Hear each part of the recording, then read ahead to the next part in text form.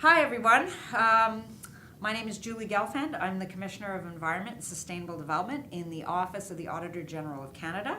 And with me is Kim Leach, a principal also in the Office of the Auditor General and in my group in the Commissioner of the Environment and Sustainable Developments group. We're really excited to be with you video-wise. We'd love to be with you in person, but Canada is just really far from the rest of the world. We always have to traverse an ocean, a big ocean, and so it just makes it much more difficult for us to be with you. However, Archana asked us to participate in the training session that you're working on in terms of auditing the SDGs, and we wanted to share our experience with you in the audit that we just tabled about 2 weeks ago. April 24th. Yeah, so very short, not too long ago. The first thing I want to say is just how excited I am that everybody around the world is working on the Sustainable Development Goals. These are really important United Nations goals that finally define what sustainable development is. And for those of you who may or may not be aware, in the Supreme Audit institutions within INTOSAI, Canada is the only office that actually has a Commissioner of Environment and Sustainable Development within the office of an SAI. It doesn't exist anywhere else in the world within SAIs. There are other Commissioners of Environment and Sustainable Development, but they're not located in the SAI. So when I found out that INTOSAI was interested in working on the SDGs, and given that it's in my title, Sustainable Development Commissioner, I obviously got very excited about this initiative, and we will be telling you a little bit about what we're doing. So today we're going to just tell you a little bit about the Commissioner's Office, and we're going to tell you a little bit about what our early work that we did on the SDGs, and Kim will tell you most about the actual audit that we did on whether or not Canada is prepared to implement the 2030 Agenda. Yep, sounds great. So, the Commissioner of Environment and Sustainable Development was established in 1995 as an amendment to the Auditor General's Act. And the interesting thing is that I report my audits directly to Parliament, just like the Auditor General does. My audits, though, are usually focused on issues related to environment and sustainable development. And as we all know now with the 17 goals, that pretty much includes almost everything that an SAI may do.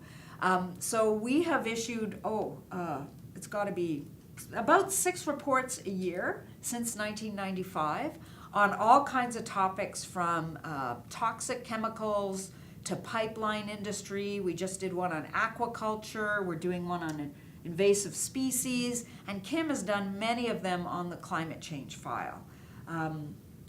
I also have 2 other responsibilities, which is to monitor the implementation of the Canadian Sustainable Development Strategy, as well as departmental sustainable development strategies, and we manage the environmental petitions process. Do you want to say just a few words about that? Sure. So the environmental petitions process is a process whereby any Canadian can write a letter to the Auditor General or the Commissioner of the Environment and Sustainable Development, and they're mandated by law to receive a response to that petition within 120 days from the responsible federal minister. So we have about almost 500 petitions that are on our OAG website, and so we have all the petitions and all the responses there on a variety of topics: climate change, environmental assessment, nuclear. Yeah, lots of good information, lots of great questions that Canadians have asked and that have official responses from ministers. So it's a great process. I also want to add one little thing, Julie, just that Canada is also a proud member of the INTOSAI Working Group on Environmental Auditing, and has been since its inception in 1995 as well, I believe. And we were chair of that for a number of years, and Indonesia is currently the chair, and we still do a lot of work, and we're a steering committee member, and very proud of the work that the Working Group on Environmental Auditing has done as well. Yeah. I believe the Office of the Auditor General is a member of several different INTOSAI working groups, but the one that the Commissioner's been involved in for the last 20 years is the Working Group on Environmental Audit. So we're going to tell you a little bit about what we did as soon as INTOSAI adopted the SDGs as part of their strategic plan. You know that they adopted 4 approaches. And so we started looking at what have we done in terms of SDG work. And we went backwards, I believe almost 15 years, and looked at the audits we had done, and we actually went to see whether or not we could link them to a specific SDG. So for example, this is just one example of a chart that we completed, where you can see that we've done approximately 47 audits in the area of SDG 3, but only 2 audits in the area of SDG 7. So it was a way of trying to show the rest of the office, not just the Commissioner of Environment and Sustainable Development Group, but the whole office, what it is that they were doing already and how that could contribute to the area of the SDGs. Mm-hmm. Yep, so the idea as well is to, and it was between 2000 and 2016 that this sort of sample was drawn from, and we really wanted to see, as Julie said, you know, where are we covering the Sustainable Development Goals, targets, and indicators, and where do we have work to do for the future? So this was a way of figuring out what we have done and where, in fact, we want to go for the future. So it's been very helpful. Yeah, so that's pretty much, I think, the first thing that we did after Intosai adopted it. These are some of the other things we did. So the first thing we did was consider the past audits, just like we said, and their relationship to the SDGs to identify gaps. We also commented on the draft Federal Sustainable Development Strategy, and we recommended that they integrate the SDGs. So this happened in 2016, which we found very interesting.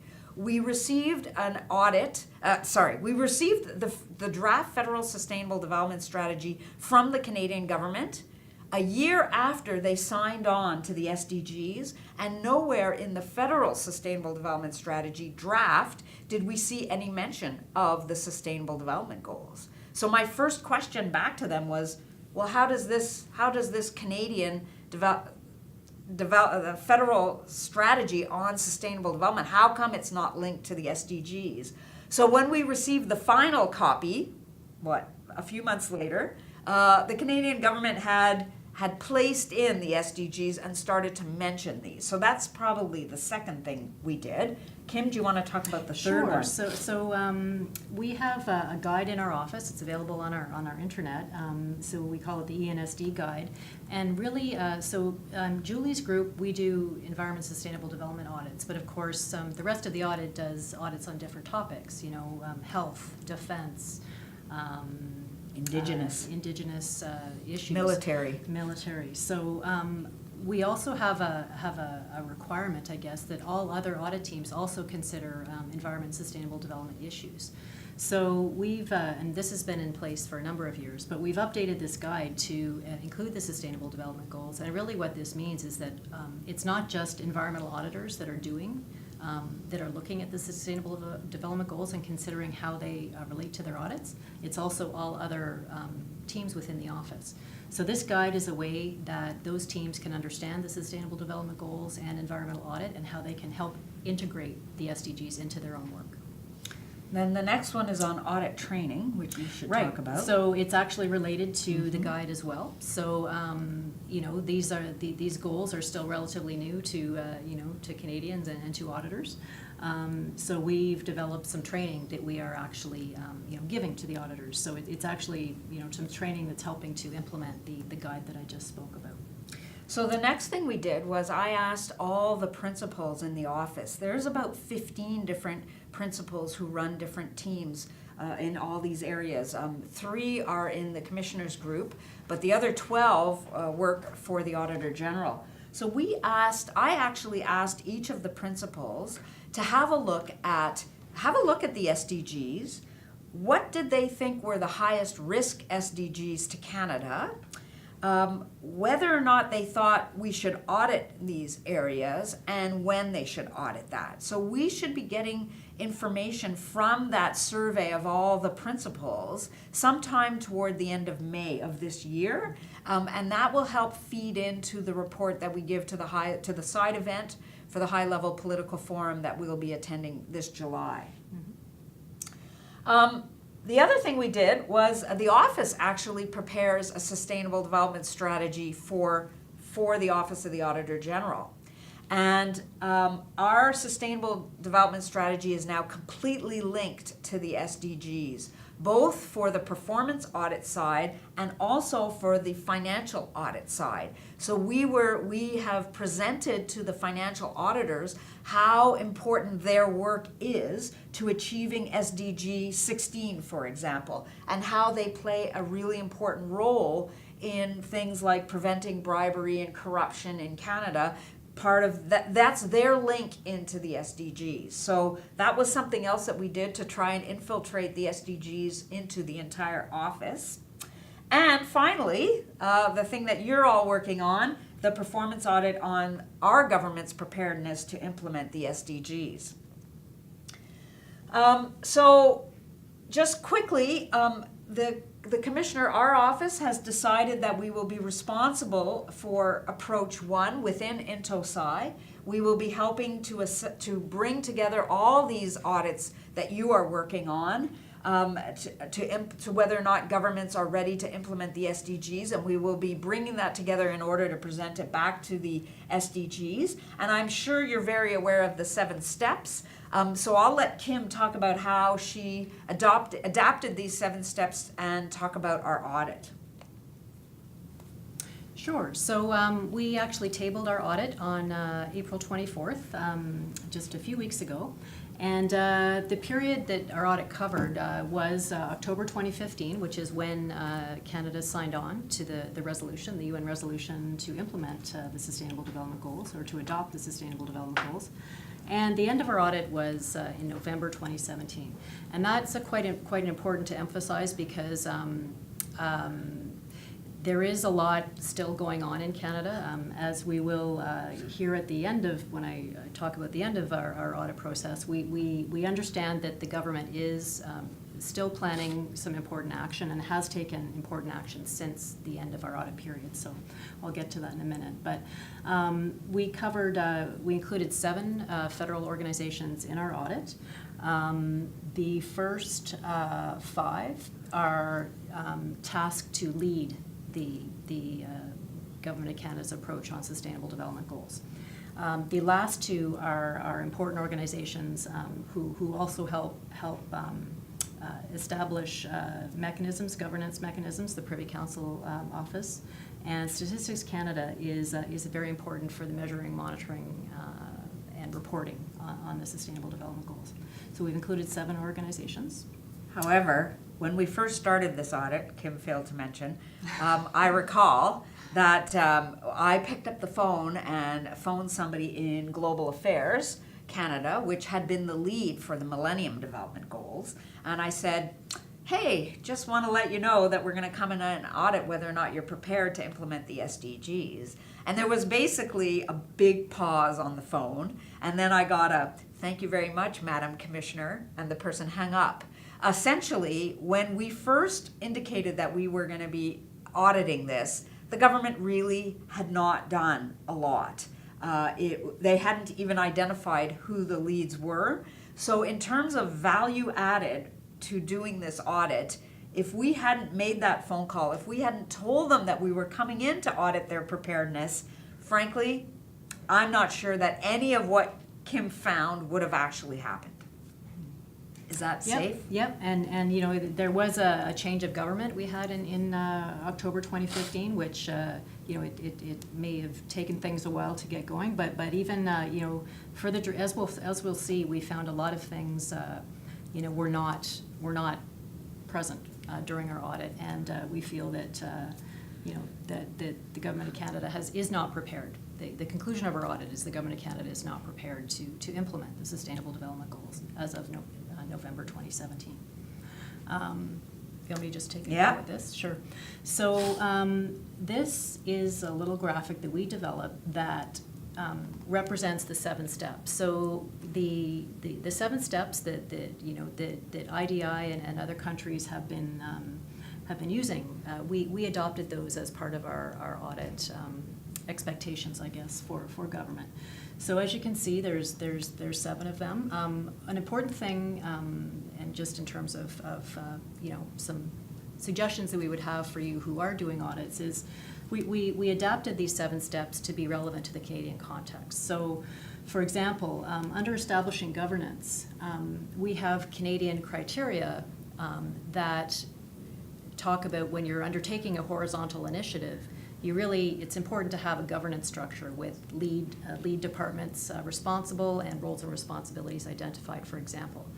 So although the 7 steps are very important, we also had to develop, Canada's central criteria and expectations in order to effectively audit this. Kim, when you're talking about horizontal, you're actually meaning the whole of government. Right, whole of government. Whole of government, yeah. So. And, establishing governance, we did expect a whole of government approach, and I think that is also discussed in the resolution, because the SDGs, as Julie explained, cover all aspects. So does Canada actually have criteria that we can use on whole of government approaches? Yeah, we have a results-based accountability framework that is suggested when you are, by the Government of Canada, by a Treasury Board, when you're looking at horizontal initiatives. So that was one of the expectations that we had as to why a governance mechanism, governance structure was important. So what we could do is maybe send a link to that information to everybody else, just to see, so we can share that with other people. Sure. Yep. Yeah. But it's important that each country develop their own Yeah. expectations, based on these steps. Yeah. So maybe Next. the next one, I think, would show the results of our work. So these are, again, on the first column, these are the 7 steps. And, the first one is commitment and responsibility. So we did find that, our own federal government had committed to the Sustainable Development Goals. It had adopted the resolution in 2015, along with 93 other countries. And the Prime Minister actually at the UN last summer made some commitments and statements that contributed as well to that federal government commitment to implement the Sustainable Development Goals. They only get 1 green star there, though, because we did find that sustainable development, Julie described the Federal Sustainable Development Strategy, and it is very focused on environment. We found that it could be more broadly defined to include social and economic matters as well. And we've made that observation in our audit. The second thing is establishing governance. So, we found that there was no federal government structure that identified a lead department responsible. In fact, there are 5 departments that are leading, as we described earlier, and Julie has described that. I talked about it as trying to drive a car with 10 hands on the steering wheel. I mean, I'm not sure how you do that. 5 lead departments doesn't sound reasonable. Yeah. I think you need to have a leader. Yeah. So we have made that recommendation that a governance structure be established with a clear lead, and government has accepted our recommendation, and I'll talk a bit more about that in a minute. So again, that was something that was lacking in our audit. We found lacking engagement and consulting. So we found that there's no federal government structure, so it's not surprising there's no federal communications plan and/or engagement strategy. And why this is really important is because, as we know, implementing the Sustainable Development Goals is going to require the participation of all Canadians, all levels of government, civil society, Indigenous communities. So everybody needs to contribute, and if they don't know about it and they haven't been engaged and consulted, it's difficult to get that direction. So that hasn't been done. However, departments that we audited get a green star there, because departments individually have started to do some things. We have a feminist international assistance policy that Global Affairs Canada has been working on. We have a homeless strategy that our one of our departments is working on. So department by department, there are things going on, but more generally, the federal government itself has not engaged Canadians on the Sustainable Development Goals. The third thing that we expected is an implementation plan. So it's important to have an implementation plan that takes the Sustainable Development Goals and targets and indicators and turns them into national targets and goals. And we found that that had not been done. And not surprisingly, if there's no governance structure and no communication strategy, also no implementation plan there. Measuring, monitoring, and reporting, also very important. As we know, the Sustainable Development Goals really emphasize this, which is great because the Millennium Development Goals previously had not focused on that. So we're very happy that that's part of this Sustainable Development Goals. But and StatsCan, our statistical commission, has done some excellent work in terms of developing a data framework. I mean, this is not an easy task. There's lots of information required, and sometimes things are even defining things in terms of trying to measure them is difficult. So they've done some good work there, and they've got some data that they've compiled. However, they still have not measured, what that information is in its entirety. So there's some more work to be done there. So overall, we found that the Government of Canada was not adequately prepared to implement the 2030 agenda, and we presented this to Parliament just a week ago, and we had members of the government asking me questions. Well, it would seem to me Canada scores pretty high on the OECD list when compared to the Sustainable Development Goals, and that's correct. And then they started telling me about all the good work that they were doing and how that links back to the Sustainable Development Goals. And I recognize, of course, Canada scores high, highly developed country, but there are pockets, subpopulations where I don't think that Canada would score all that well. So treatment of our Aboriginal people, for example, is a good example. But also what I said to the government was that the SDGs require you to look not at what you're doing and linking it back to the SDGs, but that you have to look at the SDGs, decide what's high risk for your country, and then what are your national targets and how are you going to reach those. So rather than saying, here's what we do already and link it back to the SDGs, we should be looking at the SDGs and saying, where do we have problems and what are we going to do, what are our targets, and how are we going to reach them. So the government did accept all of our recommendations, and then Kim can talk about, as I said earlier, when we started the audit, pretty much nothing was going on. I remember the audit team coming in to me saying, we feel like we're auditing a cloud. There's actually nothing to audit. There was no activity going on. But because of our audit, a lot of things did happen, and the last thing that happened was what Kim can talk about. Sure. So as I said, our audit ended in November 2017. In March 2018, the federal government issued its budget for the year, and there was some money that was identified to establish a Sustainable Development Goals unit and to do some additional work in Statistics Canada in terms of measuring, monitoring, and reporting. So that's good news. We don't know exactly what it all means. And we haven't audited how it. This is going to happen, and it exactly. The other thing that was announced just on later in April, it was April 17th actually, so just before we tabled the audit report, government again issued a media advisory, saying that it was going to develop a national plan, it was going to have a communication strategy, it was going to have an engagement strategy. So, this is still coming. The government accepted all of our recommendations, which were around those things. So we're still watching and waiting, and are happy to see that there's been some movement there. Okay, so thank you very much. That's the end of our presentation on our audit on preparedness of the Canadian government to implement the SDGs, along with some of the other work that our office is doing on the SDGs. Archana sent us a few questions that she asked us to answer for you. So the first one is, based on your experience of auditing preparedness for implementation of SDGs, what advice or tips, do's and don'ts, would you give to the SAI teams that are currently engaged in such an audit? Sure. Okay. So the first thing I would say, and we've already talked about it a little bit, but having the 7 steps was very, very helpful, having international sort of guidance to help develop criteria. But it's also really important to make sure that you translate those into national criteria. So information that that is applicable to your own country, to your own government. Very important to be able to walk into a department and say, the reason you need a governance strategy is because your own government indicates that is something that should happen. So very important to translate international, very helpful to have international criteria, but also important to have the national translation of that.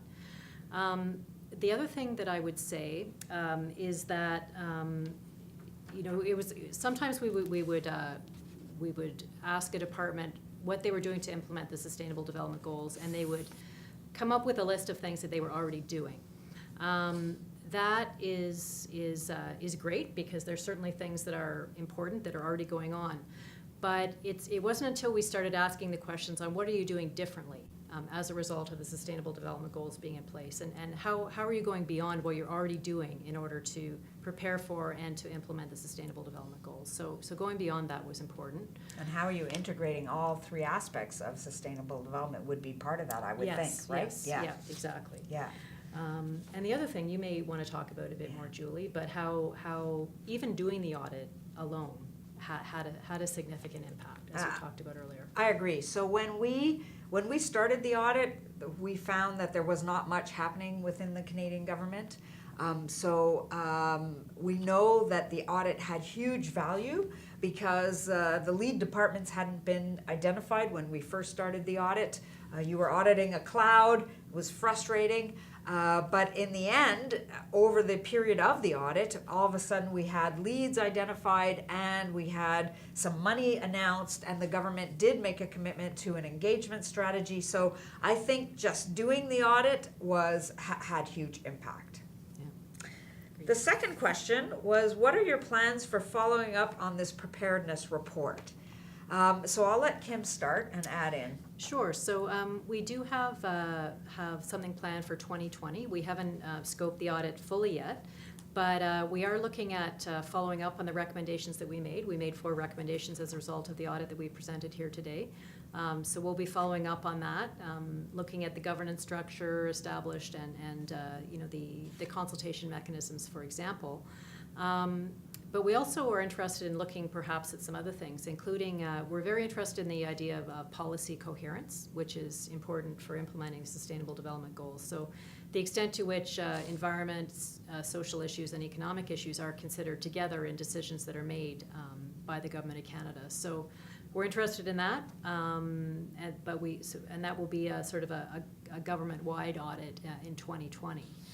But beyond that, we do hope to look at specific goals and how specific departments are implementing the goals and targets and indicators that are important to them. Right, which we mentioned already, trying to get the whole Office of the Auditor General of Canada, including the financial auditors, sort of SDG'd is the way I describe it. Mm-hmm. The last question is, what are your plans for engaging with SDGs and using the whole of government approach in the long term? So I feel like Kim might have already answered that.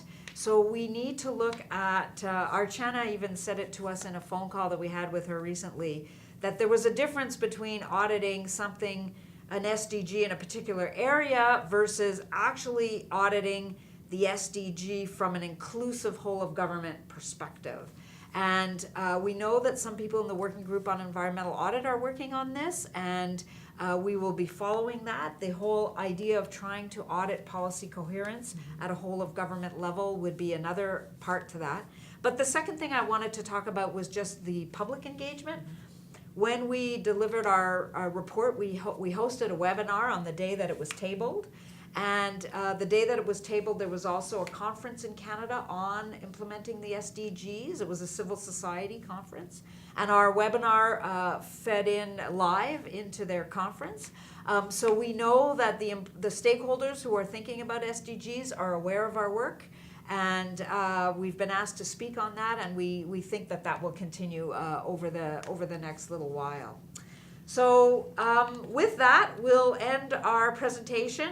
We salute you all. We wish you the best of luck in implementing your audits. And if you have any further questions, please get them through Archana, and we'll do our best to answer them. So on behalf of Kim and I, thank you and all the best.